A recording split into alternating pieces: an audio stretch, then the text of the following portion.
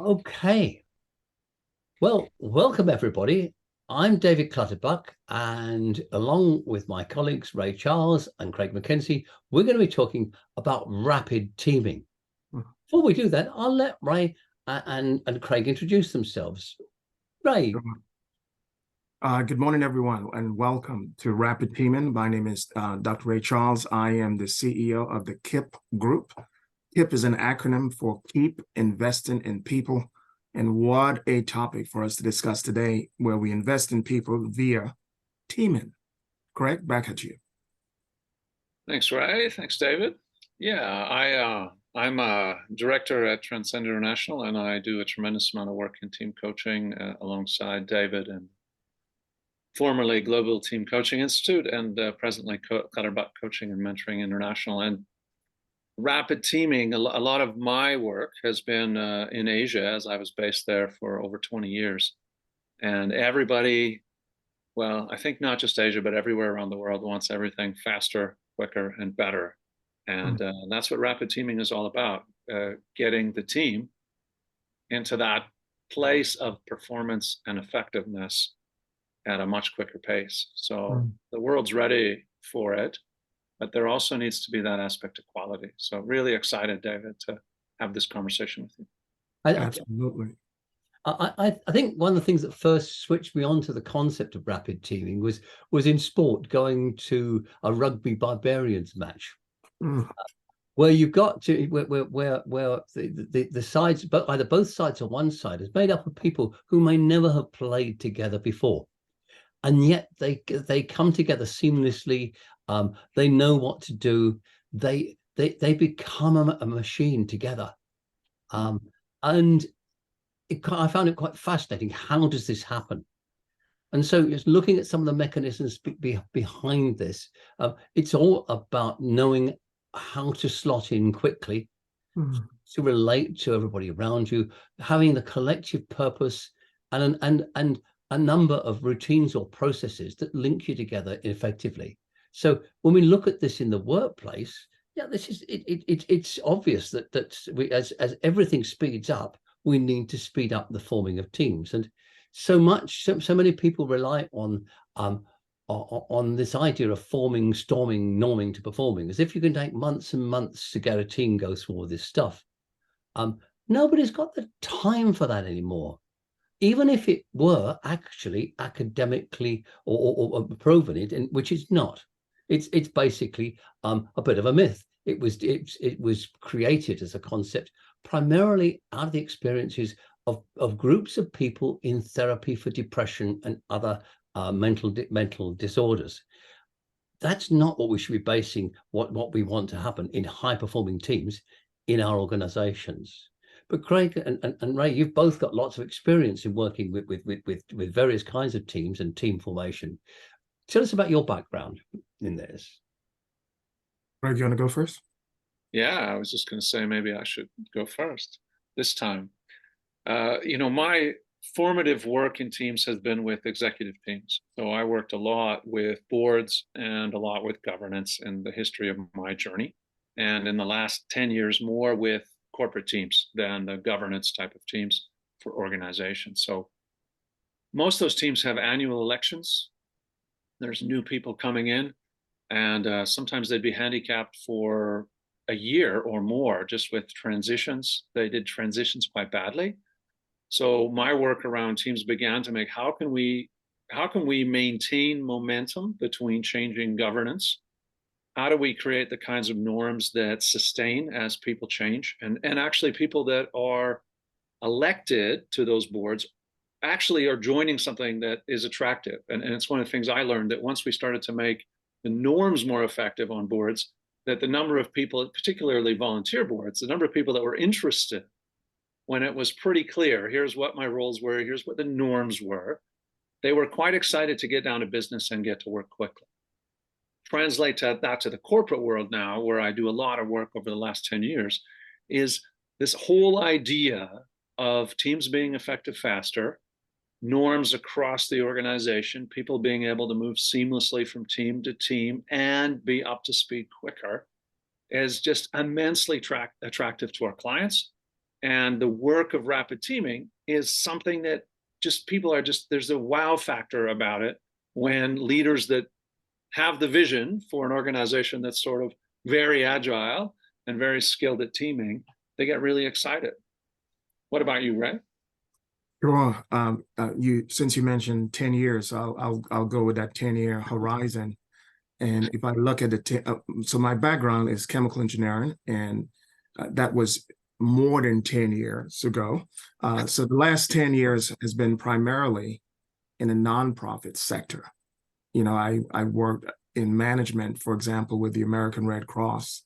And when I think of whether it be disasters, the way in which a team is formed rapidly in order to respond to a disaster or to host a blood drive, I see so many inefficiencies as I look in hindsight. Yes, we attempted to form team rapidly, but there were lots of opportunities as I look in the rearview mirror where we could have done it more efficiently. Fast forwarding, even with my work in the mission field, I work with a number of international mission sending agencies where a lot of it is almost like emergency response. And yes, the teams come together rapidly, but I'm so looking forward to this conversation because, again, as I look in the rearview mirror, yes, the team was formed rapidly, but there were lots of inefficiencies. David, back at you. Thank you. So this idea that we can actually tackle this issue and increase the effectiveness and the speed of teams coming up to speed. It's one that's borne out by increasing numbers of examples and theory and research. We now have enough knowledge to be able to help a new team to do this right from automatically, instinctively. And these things, if we look at the sports teams that in this, it's instinctive, the way that they do this. Of course, there are processes underlying that, but we have to make that those processes become the normal way of doing things. Therefore, you don't have to think about them too hard. So a lot of the research we've been doing, the work we're doing, is about how do we create those things that can become into the mental muscle of the team. And for me, there are four big areas or aspects to this. The first thing is just creating a brand new team. Everybody's come together. Nobody's really worked together, or very few of them understand each other. You bring them together. How do you actually get them to get over the suspicions, the not really sure how I'm going to contribute, who is everybody else? How do you truncate that to literally a matter of hours rather than days or months or more?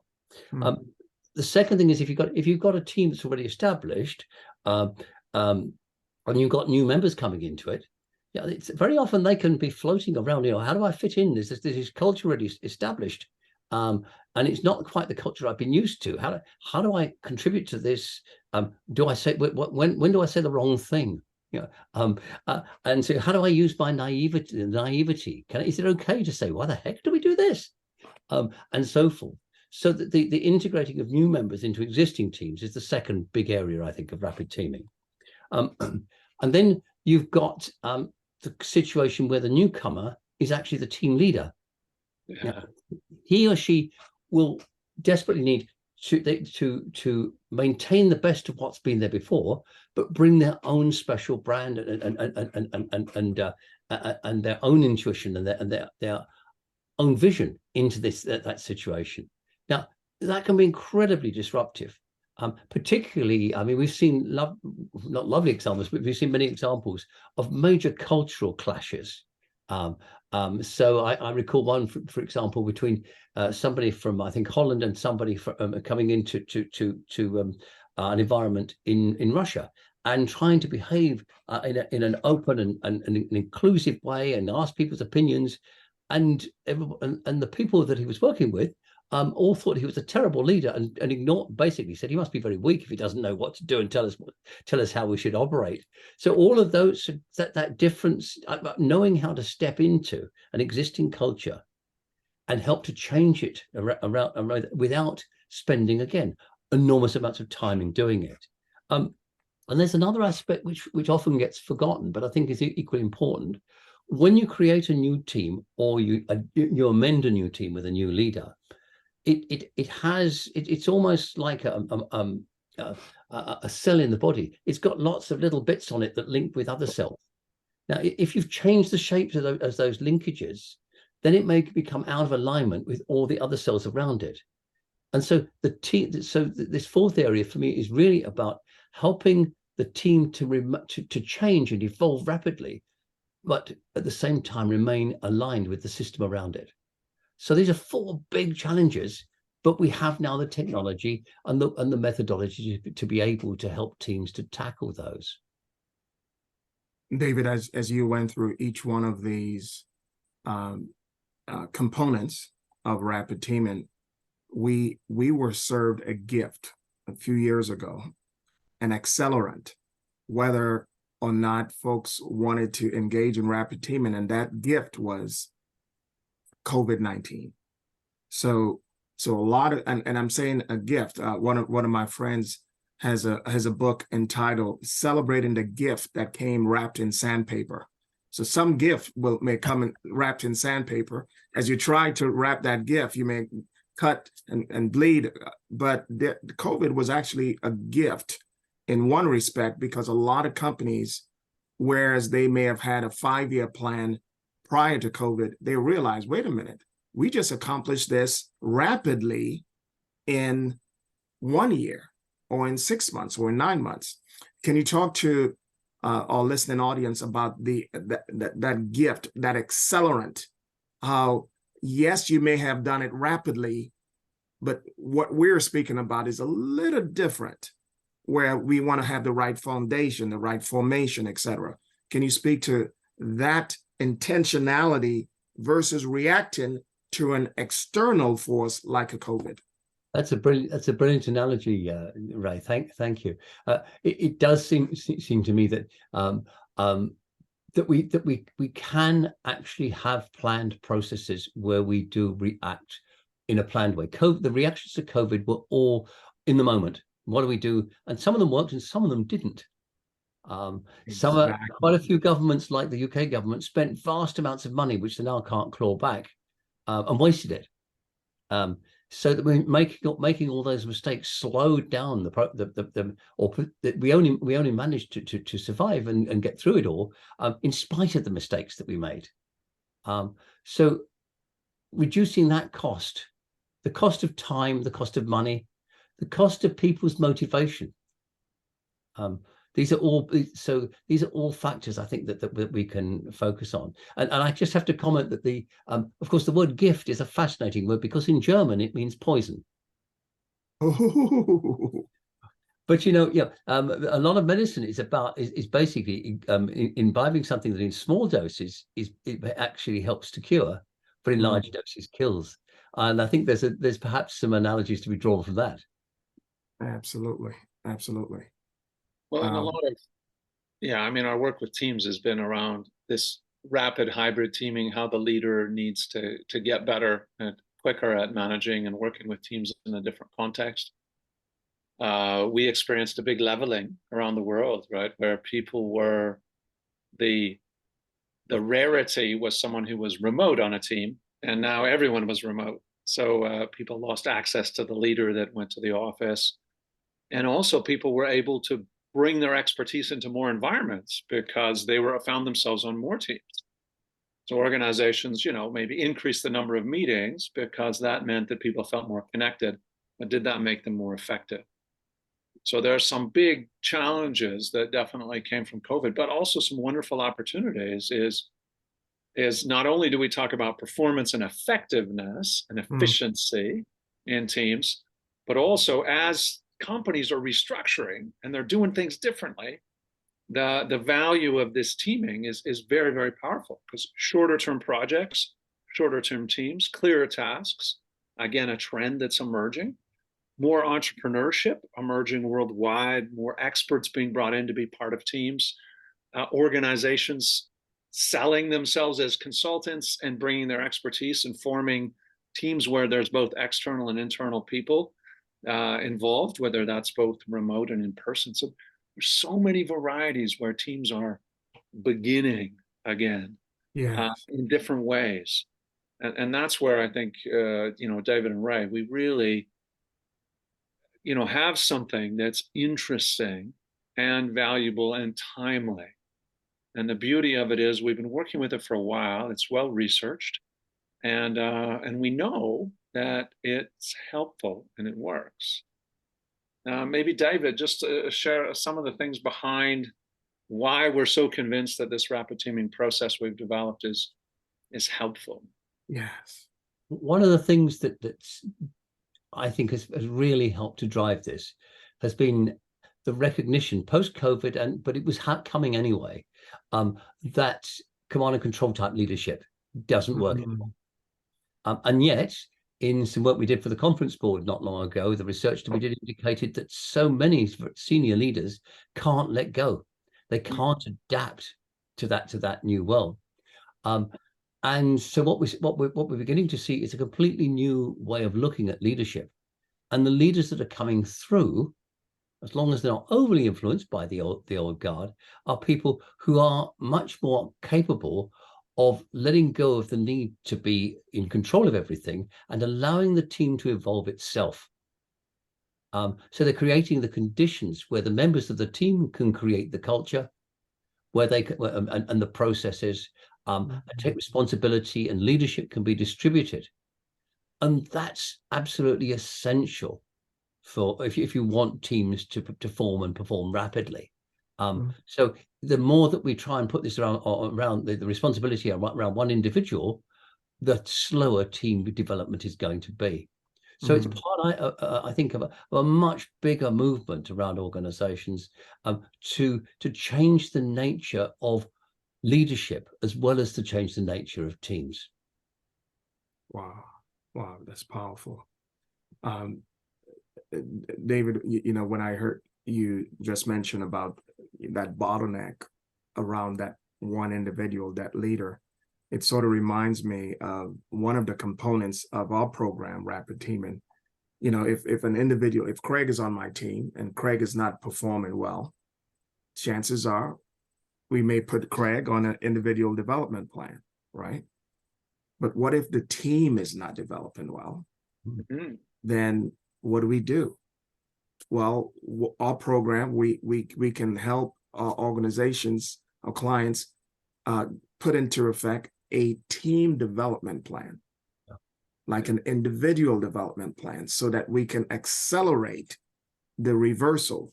We want to have that inflection point, right, for the team.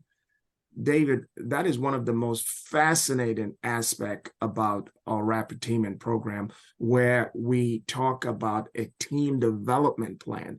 Can you talk a little bit about that? Because that is so fascinating to me. One of the biggest things about this, and it leads on from the issue around leadership, is that in a high-performing team, everybody takes responsibility for each other's development and well-being. And in that case, if somebody isn't performing very well, then it becomes the team's responsibility for doing that.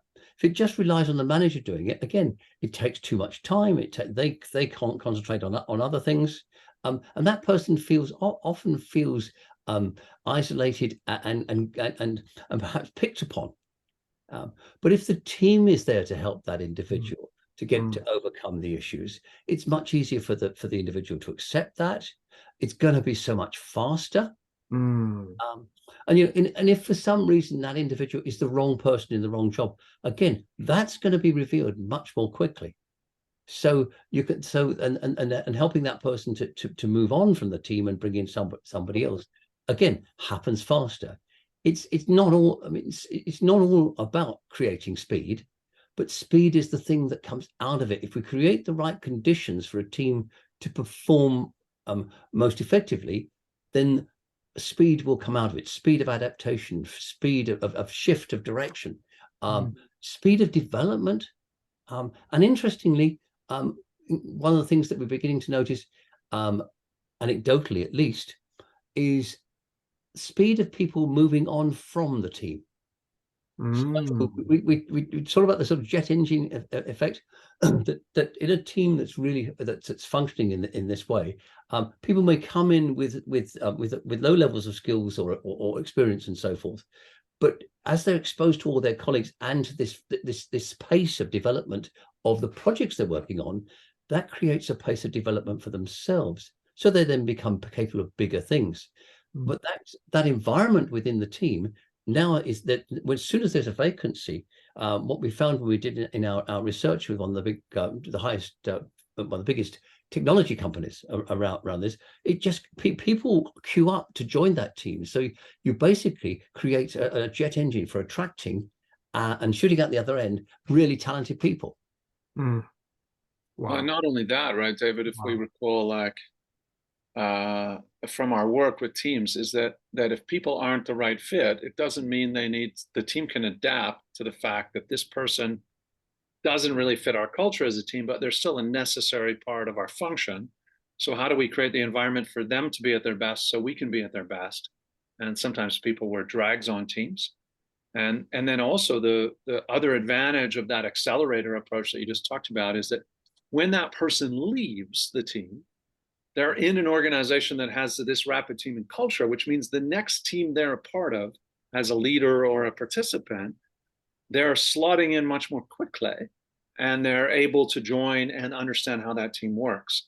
And that's where this becomes exponential in its impact, particularly in entrepreneurial type of organizations where people are rapidly accelerating, teams are forming and closing, or teams are and a new team is forming, or someone's involved in multiple teams. And part of, again, this training is about how do you handle those multiple team player roles, including you might be a leader of that team and a member of that team and a member of that team, and on that team that is a client organization type of team where you're almost seconded to another organization. And how do you manage that as an individual, but also how do you create effectiveness across multiple teams? How does that land with your experience, Ray, in the areas that you work? Craig, as I'm listening to you, my wheels are turning at a rapid speed, no pun intended.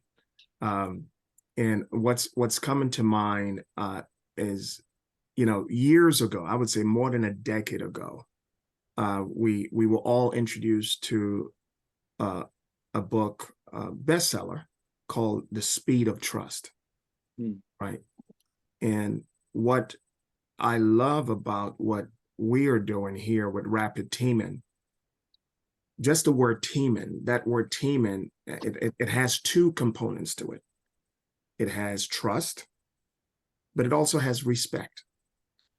And as we bring the two, how can we swiftly, rapidly, as David used the word pace, with a rapid pace, establish both trust and respect, not just the speed of trust, but the speed of trust and respect.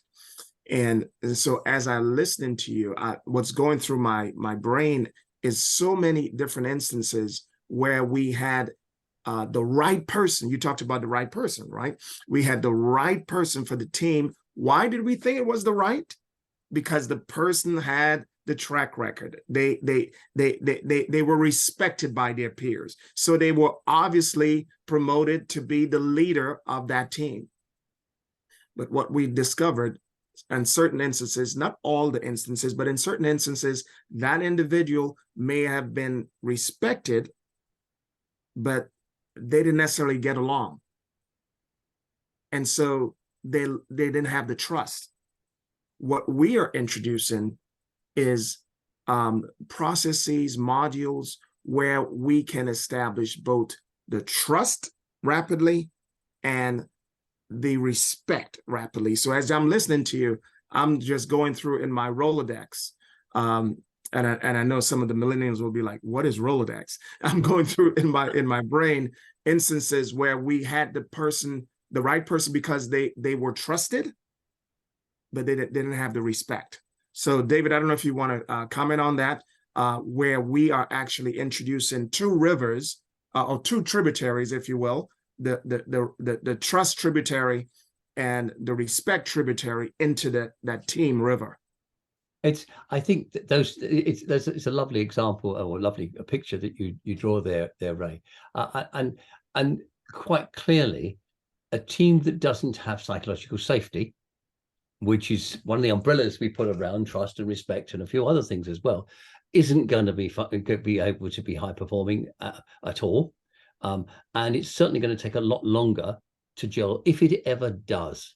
And so the components of all this, some of the qualities that we're looking for, when we did some research into high performing teams, the results we could never be 100% sure were the qualities that we saw in these high performing teams, the sense of self-security of the leader, for example, were they a result of being a high performing team, or were they the precursors of being a high performing team?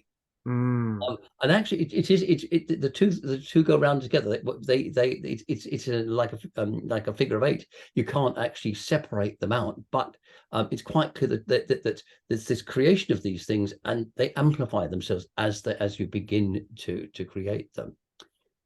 But I think we've been very much focusing on the team and the individuals within it so far. But one of the aspects of rapid teaming that I don't think we perhaps emphasize enough is it's more than just about the individuals and the team. It's about the organization as a whole. Yes. Because we've got, if as you said, if we've got somebody as a member of multiple teams, they're going to have an influence on all of those teams. And so the concept that these skills of rapid teaming are there for everybody in the team, or in the organization rather, to acquire, particularly every manager and every professional who's going to be a member of multiple teams, or maybe assigned suddenly to lead or be part of a project team. They all need to have these skills. So it's something that becomes a natural, instinctive part of the corporate culture. Yeah, and as we've been talking to leaders about this, one of the things that some of them have been saying is, actually, we don't see this just as about the team. We see this as an important part of the culture change that we're trying to create in our organization. That's lovely, David, because I've been reflecting on some of the really difficult environments where I've worked with teams, where the trust was relatively low, especially in organizations that were joint ventures, where they had different agendas, even different cultures, different languages. But there was an executive team that was put together of both of those organizations. So they had the tension of representing their own culture, their own organization, and the culture therein, plus creating this new culture, and different management styles, different challenges, different issues with power and authority, and helping those teams to, again, form rapidly in service of, and it's one of those things that I've always found very interesting, when the team starts to realize that it's part of the system and that it has a massive impact on the system, particularly leadership teams, that their culture as a team is important. And even if we disagree on lots of things, it's about performance, about effectiveness. We only have this much psychological safety. How much do we leverage that in order to create the kind of results that are required of us? Because that doesn't change. So that it's those harsh realities sometimes. And my work in Asia in particular, with joint ventures between multiple different cultures that have histories of war and disrespect and all kinds of stuff like that, where massive diversity, where you're looking at, okay, so we may not love each other, but how much do we trust each other, and how do we not necessarily have this beautiful trust that we all dream about, but what's the trust we have? How do we work with that?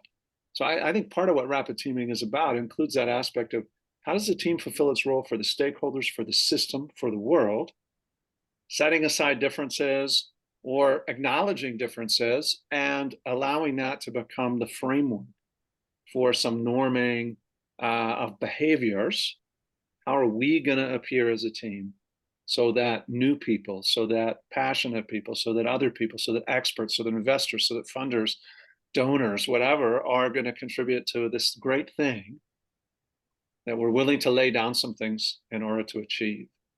and helping teams to recognize that has been a powerful part. Often it's a bit of that shared purpose. It's also a bit of that psychological safety. Like sometimes we think of psychological safety as this maximum amount. You have to have it, and it's like this amount. Well, actually, how much do you have? And is it sufficient to achieve what we need to achieve? And if it's not, how do we build it? And of course, how do we increase it? Yeah. Is very, very powerful. Like sometimes at one organization I worked with, at the top, it was very unsafe. But they needed everyone in the organization to feel safe. Mm. So how did they lead in a way? They minimized the spillovers of their conflicts at the top in order to help the rest of the organization perform. That became part of what brought them together. So lots of things. Sorry, I talked a bit too much there, but definitely No. some interesting perspectives.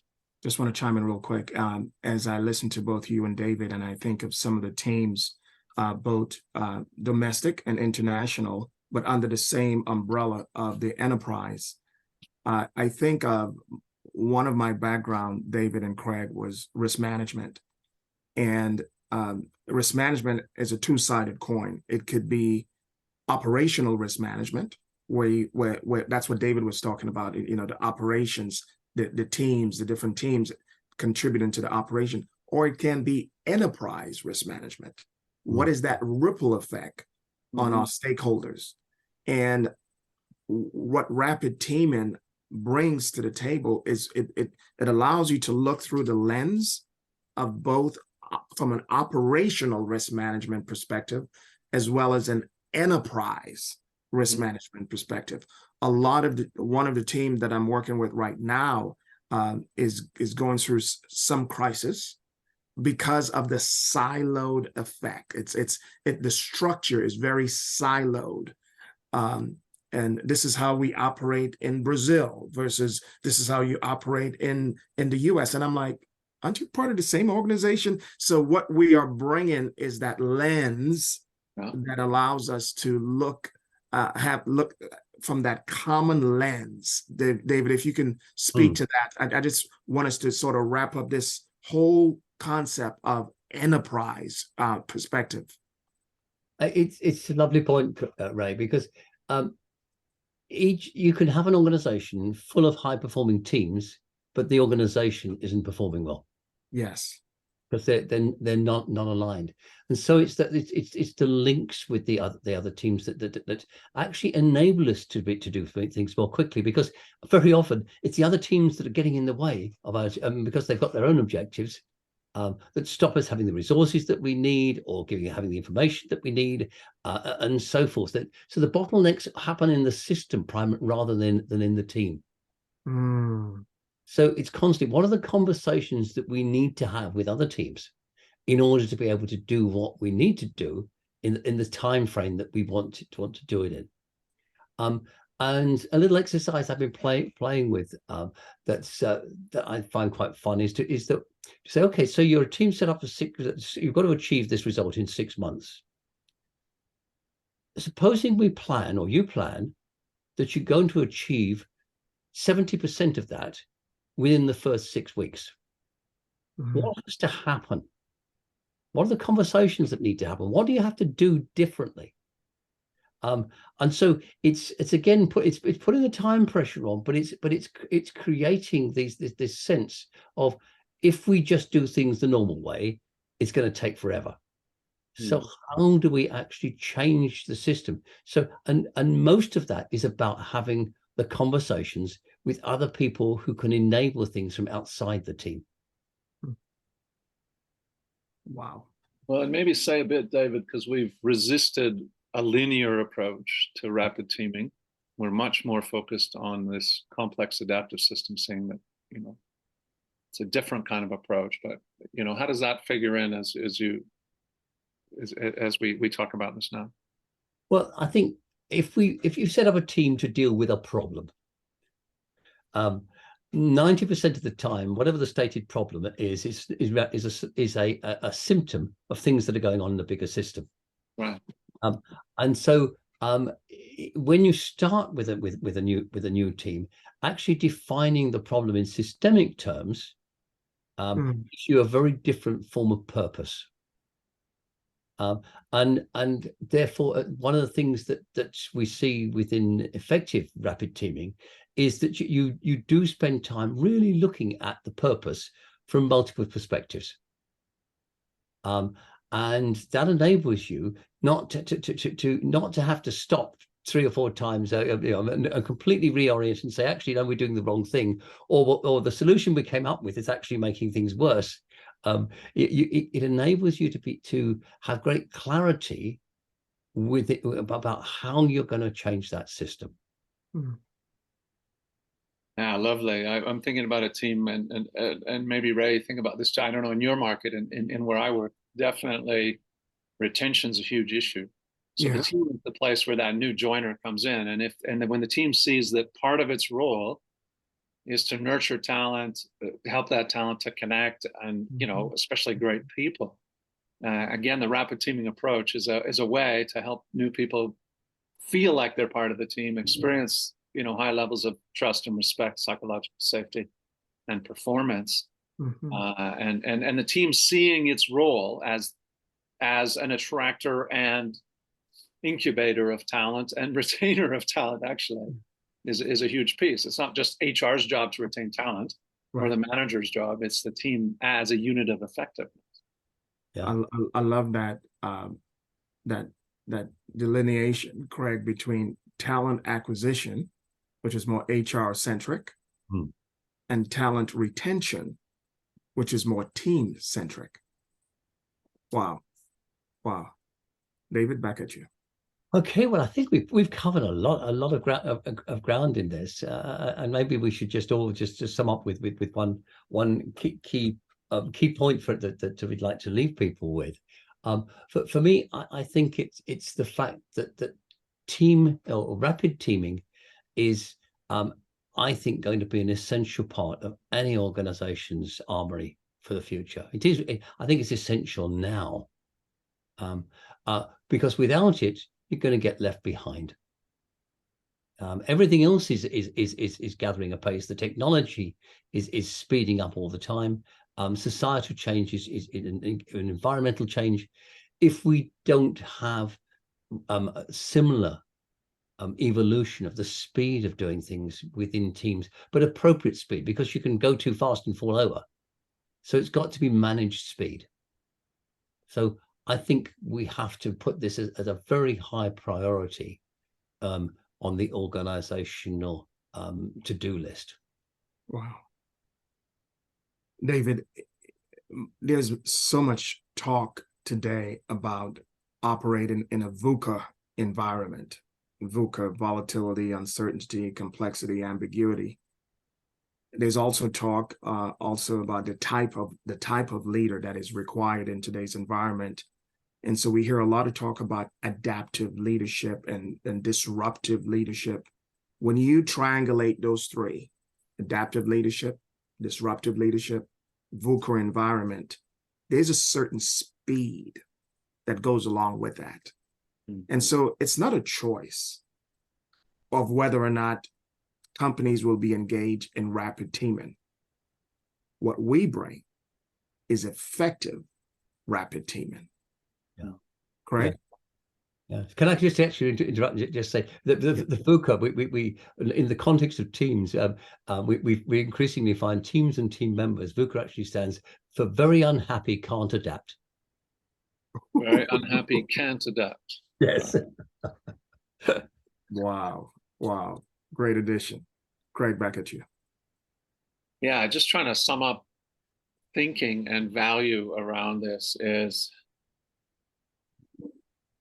I think that, and we didn't emphasize this a lot, but one of the big things that is necessary for rapid teaming to work is this team learning, organization learning. What kind of teams do they need in order to sustain growth, progress, and then also learning about adaptation and inflection points where they need to change, maybe where they missed the boat, and also leveraging the experience of new people and older people in the team. So I mean, I've worked with this for years. I've always felt excited about it. I feel even more inspired by the current it's just the level of change and the level of adaptability that's required, and also the fact that, and this is something we haven't really mentioned, is the team is the place where people connect, engage, are supported, are loved, are cared for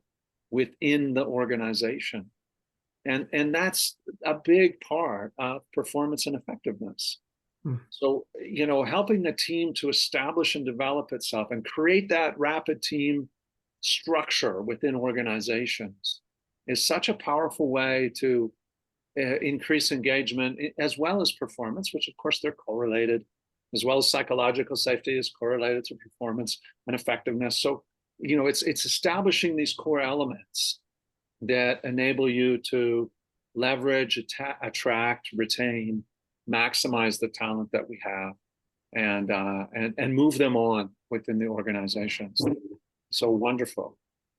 That was accentuated by a crack of thunder. So I guess I said something useful. So thank you, Craig. Thank you, Ray, as well for joining me in this wonderful conversation. In the meantime, it's goodbye from me. Goodbye, everyone. Looking forward to working with you. And welcome to the world of rapid teaming. Thank you.